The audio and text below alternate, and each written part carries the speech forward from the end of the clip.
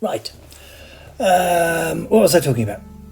Previously, we were talking about raked stages. I was also going to, at that point, talk a little bit about handrails, but to be honest, I can't be asked at the moment. So, with the attention span of a gadfly, whatever one of those is, I'm going to move swiftly on to flying.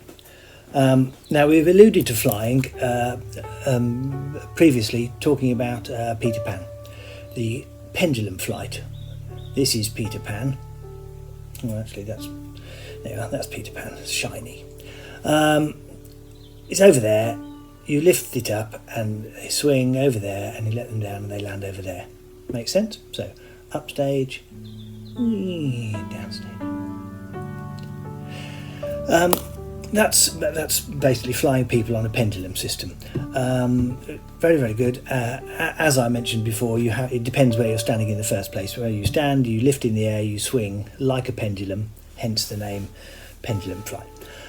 Another sort of flying in the theatre is when you see bits of set or scenery flying up and down, or as we refer to it, flying out, which is up, and flying in, which is down. Hence the expression, could you just fly that in, please? It's not an expression, it's just a statement, isn't it? It's just saying to somebody, excuse me, could you fly that in? Or could you fly that out? Quite a typical system in a lot of theatres is what's called a counterweight system, where you have, if I can just draw in the air here, you have your thing that you want to fly up in the air. Here you are. Here's a large pink pen. I want to fly this in the air, so you attach things to this string. It goes up over a pulley and along over another set of pulleys down. Now, in the olden days, what would happen is rope, fat people. Let's say Fat Dave the flyman. That's what I often explain to students. I don't know why it's called Dave. Anyway, Fat Dave pulls on a rope, and that happens. That makes sense, doesn't it? Now, obviously, the limitations with this are if this weighs more than Fat Dave, he's not going to be able to do that unless you nail his feet to the floor, and he's very strong.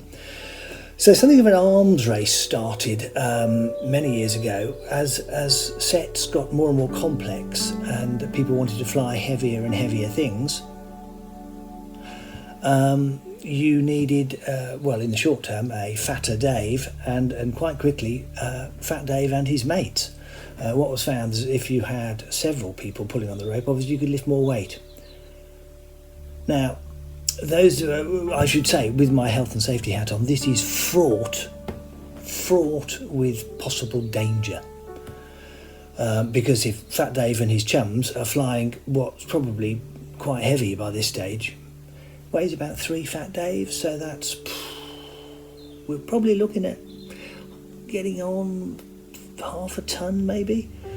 Fat Dave and his lads decide they're going to go and have a fag or let go, and this will just fall on the floor, squashing anybody underneath it. So that's bad. So what was developed was quite a cunning thing, that rather than just relying on Dave being really quite chunky, you'd have a counterweight system. So things would go from the thing you want to fly up over the little pulleys along the grid, which is the bit above the stage. It's called a grid.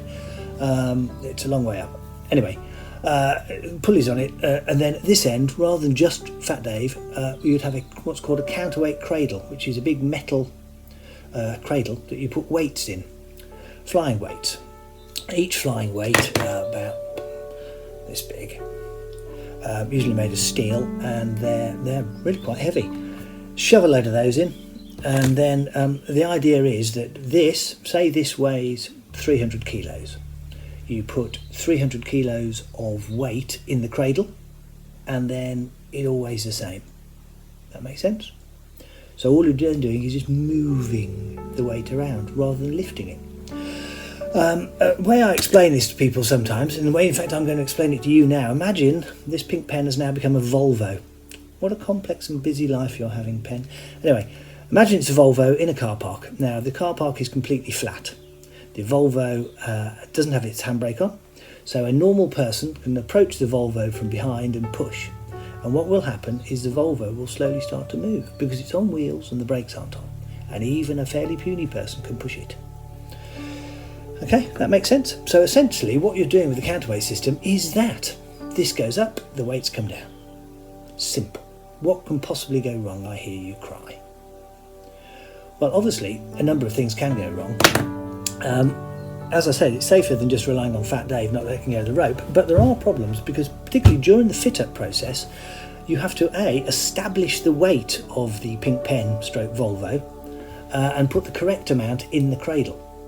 So to start with, you have the bars or whatever this is going to be flown on. Remember I talked about bars in a previous, earlier, we talked about flying bars coming in and then walking in the dark like that, hitting your head on them, those. Bars are attached to things that go up, counterweight system. Then you attach things to the bar. So our Volvo is attached to several bars, possibly. Counterweight cradle, put a load of weight in, same weight as the Volvo. As long as you know how heavy your Volvo is. So what will typically happen is you fly the bar in, you attach the thing, the Volvo, the pink pen, whatever, to the bars. Then you put weight in the cradle until it weighs the same.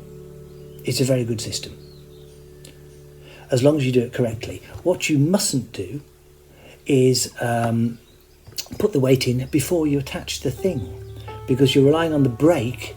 There's like a little handbrake on the rope to stop the bar flying in and out. So you fly it in, put the brake on.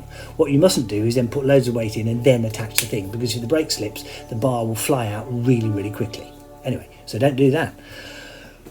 You establish this Volvo, for no apparent reason, weighs 300 kilos. They must have probably nicked the doors off it, to be honest, to make it that. Anyway, and the engine and the gearbox.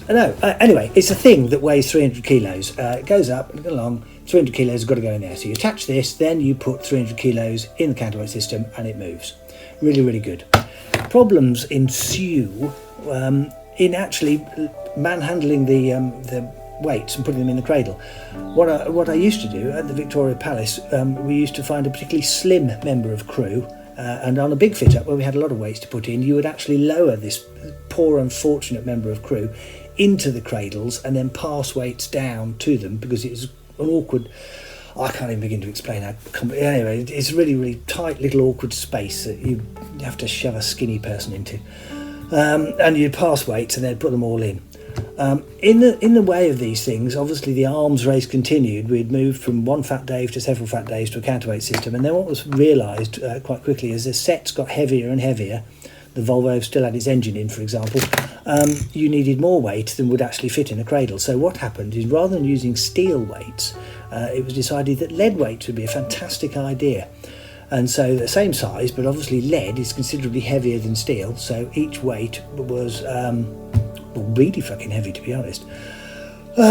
Now, there's a problem with lead weights, apart from the fact they're really heavy, and they're toxic. You wouldn't want to lick one because eventually you'd die of lead poisoning. But amongst the other problems, they're really, really heavy. Put them in the cradle.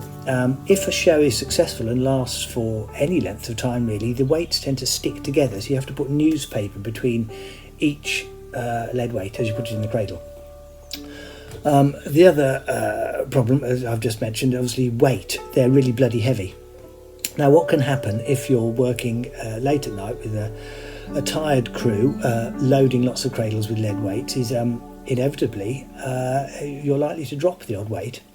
And interestingly, I'm going to bring in the breadboard here again. As you can see, this is quite chunky. This is what the floor of the Victoria Palace was made out of.